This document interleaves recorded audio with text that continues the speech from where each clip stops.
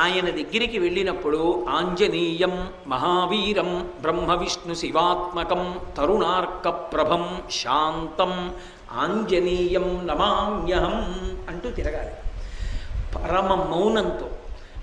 ఆ శ్లోకం ఒక్కటి చదువుకుంటూ గర్భిణీ స్త్రీ ఎలా తిరుగుతుందో అలా తిరగాలి. కనీసంలో కనీసం హనుమ జయంతి నాడు 3 మాటలు తిరగాలి. కనీస ధర్మం అది. 3 మాటలు తిరగాలి.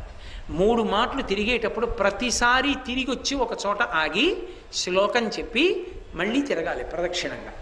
అలా 3 మాటలు తిరిగితే, అందుకే నేను మీతో పరమ సత్యం చెప్తున్నానని జ్ఞాపకం పెట్టుకోండి.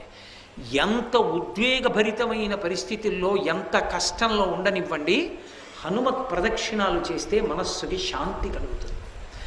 పిల్లల దగ్గర నుంచి వృద్ధుల వరకు, స్త్రీ పురుష పండిత పామర కుల మత వర్ణ వర్గ వివక్ష